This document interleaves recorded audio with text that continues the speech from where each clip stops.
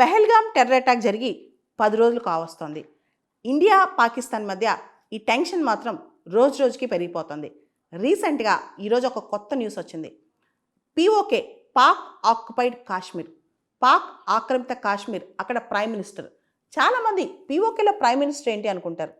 పాక్ ఆక్రమిత కాశ్మీర్లో ఒక ప్రైమ్ మినిస్టర్ ఉంటాడు, ఒక ప్రెసిడెంట్ ఉంటాడు, వాళ్ళకు ఒక అసెంబ్లీ ఉంది. ఇదంతా వాళ్ళు పాకిస్తాన్ సపోర్ట్తో మొత్తం క్రియేట్ చేసుకున్నారనమాట. దాదాపు అక్కడ పీఓకే, ఎక్స్క్లూజివ్ పీఓకేనే 13,297 స్క్వేర్ కిలోమీటర్స్ ఉంది. దాదాపు 40 నుంచి 50 లక్షల జనాభా అక్కడ ఉంటారంట. ఇక్కడ మనం చాలామంది కన్ఫ్యూజ్ అవుతాం, పీఓకే గిల్గిత్ బల్తిస్తాన్ ఒకటేనా అని చెప్పి. అసలు పాక్ ఆక్యుపైడ్ కాశ్మీర్ ఏదైతే ఉందో అది 13,297 స్క్వేర్ కిలోమీటర్స్. తర్వాత పీఓకేగా సపరేట్గా ప్రత్యేకంగా ప్రైమ్ మినిస్టర్, ప్రెసిడెంట్ ఉన్న ప్రాంతం ఇది 13,297 స్క్వేర్ కిలోమీటర్స్. ఇది కాకుండా పాక్ ఆక్రమిత కాశ్మీర్లో గిల్గిట్ బల్తిస్తాన్ ప్రాంతం కూడా ఉంది. అది పాకిస్తాన్ ప్రావిన్స్ అని పాకిస్తాన్ డిక్లేర్ చేసుకుందనమాట. దాంతోపాటు మీరు జమ్మూ కాశ్మీర్ మ్యాప్ చూస్తే మనకి జమ్మూ కాశ్మీర్లో ఆక్సాయ్ చీన్ అనే ప్రాంతం కనిపిస్తుంది. అది చైనా ఆక్యుపై చేస్తుందనమాట. అది దాదాపు 37,244 కిలోమీటర్స్ ఉంది. ఇదంతా చూస్తే కనుక ఆన్ గ్రౌండ్ పొజిషన్లో ప్రాక్టికల్గా మనం చూసే Jammu Kashmir complete map, India మ్యాప్లో చూసే మ్యాప్లో సగం కూడా మన చేతిలో లేదనమాట. ఓ పక్క గిల్గిట్ బల్తిస్తాన్, పాకిస్తాన్ ఆన్ గ్రౌండ్ పొజిషన్లో పాకిస్తాన్ కంట్రోల్ అది ఉంది. అండ్ బీఆర్ఐ కూడా belt and road initiative, China యొక్క బెల్ట్ అండ్ రోడ్ ఇనిషియేటివ్ అక్కడి నుంచి వెళ్తుంది అనమాట. అక్కడే చైనా రోడ్ కూడా కడుతుందనమాట. కంప్లీట్ ఇన్ఫ్రాస్ట్రక్చర్ డెవలప్మెంట్ కూడా చేసే ప్రయత్నం చేస్తుందంట. ఇక్కడ CPSE, China Pakistan economic corridor కాన్సెప్ట్తో అక్కడ బీఆర్ఐ పైన గిల్గిట్ బల్తిస్తాన్ రీజన్ నుంచి వెళ్తుంది అనమాట. తర్వాత ఇంకొక పార్టీ ఆజాదీ, పాకిస్తాన్ వాళ్ళు ఆజాదీ కాశ్మీర్ అంటారు, కానీ అది మందే, మన దేశంలో భాగం అనమాట. మనం ఆ పదాన్ని కూడా ఒప్పుకోం. అది పీఓకే. పీఓకే అనేది 13,297 స్క్వేర్ కిలోమీటర్స్ అనమాట. ఈ పీఓకేకి president, prime minister, legislative assembly ఇవన్నీ ఉన్నాయి. పాకిస్తాన్ ఈ పీఓకే యొక్క డిఫెన్స్ కానీ, ఫారిన్ అఫైర్స్ కానీ, కరెన్సీ కానీ ఇవన్నీ కంట్రోల్ చేస్తాయి.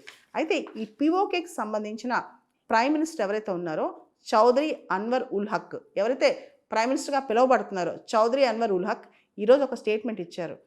లోకల్ అంటే ఎవరైతే పీఓకే ప్రాంత ప్రజలు ఉన్నారో, ఈ 13 కాన్స్టిట్యున్సీస్ ఆ మొత్తం ప్రజలు ఉన్నారో వాళ్ళు ఫుడ్ కానీ, మెడిసిన్ కానీ, ఎసెన్షియల్ సప్లైస్ కానీ, అంటే బేసిక్ నెసిటీస్ కానీ అన్నీ రెడీ పెట్టుకోవాలని, దాంతోపాటు ప్రభుత్వం వీటన్నిటి కోసం మెడిసిన్స్ కానీ, ఫుడ్ కానీ వీటన్నిటి కోసం దాదాపు $3.5 మిలియన్ ఫండ్ రెడీ పెట్టుకుందని, ఎమర్జెన్సీ ఫండ్ అనమాట. అంటే వాళ్ళ రూపీస్లో 1 బిలియన్ రూపీస్ ఎమర్జెన్సీ పెట్టుకుందని చెప్పి కూడా డిక్లేర్ చేశారు. అంటే వచ్చే 2 నెలల పాటు కావాల్సిన ఫుడ్ కానీ, సరుకులు కానీ, ఆహారం కానీ అవన్నీ రెడీ పెట్టుకోవాలని అక్కడ ప్రజలకి పిలుపునిచ్చారనమాట. ఇదంతా కూడా అక్కడున్న ప్రైమ్ మినిస్టర్ ఆ ప్రాంత ప్రజలకు ఇచ్చిన అడ్వైజరీ అనమాట. ఇదంతా పక్కన పెడితే రీసెంట్గా ఇండియన్ ఆరిజిన్ బ్రిటిష్ పొలిటీషియన్, ఆయన X labour MP and economist lord Meghnath Desai ఒక మాట చెప్పాడు. ఇండియన్ గవర్నమెంట్ ఇమీడియట్గా పీఓకేని వెనక్కి తీసేసుకోవాలి, పీఓకేని ఆక్యుపై చేసేసేయాలని చెప్పి లార్డ్ మేఘనాథ్ దేశాయ్ చెప్పారనమాట. చాలామంది ప్రపంచవ్యాప్తంగా భారత్కి సపోర్ట్ చేసేవాళ్ళు పీఓకేని ఇండియా ఎందుకు వదిలేస్తుందని చెప్పి క్వశ్చన్ చేస్తున్నారనమాట. ఇవన్నీ పక్కన పెడితే పాక్ ఆక్యుపైడ్ కాశ్మీర్లో 40 నుంచి 50 లక్షల వరకు ప్రజలు ఉంటారు. వీళ్ళందరూ ప్రైజెస్ అంటే అక్కడ హెవీ ఇన్ఫ్లేషన్, చాలా రేట్లు ఎక్కువ అనమాట. అక్కడ బేసిక్ కమోడిటీస్ కూడా రేట్లు ఎక్కువ. అక్కడ ప్రజలు పాకిస్తాన్ గవర్నమెంట్ వ్యతిరేకంగా నిరసనలు చేస్తూ ఉంటారు. మమ్మల్ని చిన్న చూపు చూస్తున్నారు, మమ్మల్ని సెకండ్ గ్రేడ్ ట్రీట్మెంట్ చేస్తున్నారు, ఇలా చాలా నిరసనలు చేస్తారు. అక్కడ పీఓకేలో హైడ్రో ఎలక్ట్రిసిటీ ప్రొడక్షన్ చాలా ఎక్కువ అనమాట. గ్లేషియర్ ఫెడ్ రివర్స్ చాలా ఉన్నాయి. ఉదాహరణకి జీలం కావచ్చు, నీలం కావచ్చు, ఇవన్నీ కూడా ఈ run of river hydro electric power projects అక్కడ ఉన్నాయన్నమాట.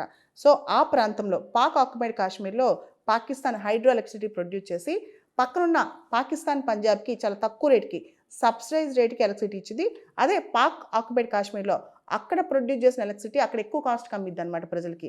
సో దాంతో ప్రజలకు చాలా కోపం, అన్ని ఇన్ఫ్లేషన్ ఉంది, చాలా హెవీ ప్రైజెస్ ఉన్నాయి, మాకు సరిగ్గా డెవలప్మెంట్ జరగట్లేదు. ఇంకోటి ఏంటంటే ఈ పీఓకే అనేది చాలా ఎత్తైన ఆల్టిట్యూడ్లో కొంచెం ఎత్తైన ప్రాంతం అనమాట. అక్కడ డెవలప్మెంట్ కూడా అంత ఈజీగా సాధ్యం కాదు. సో ప్రజలు అక్కడ చాలా కష్టాల్లో, ఇబ్బందుల్లో ఉన్నారనమాట. కానీ పాకిస్తాన్ మాత్రం వాళ్ళపైన చిన్న చూపు చూస్తుంది, వాళ్ళ యొక్క బాధ. ఇవన్నీ పక్కన పెడితే ఇండియా ఇప్పుడు పీఓకేని ఆక్యుపై చేస్తా లేదా, ఇదే పెద్ద ప్రశ్న. దీని మీద ప్రపంచవ్యాప్తంగా చర్చ జరుగుతుందన్నమాట.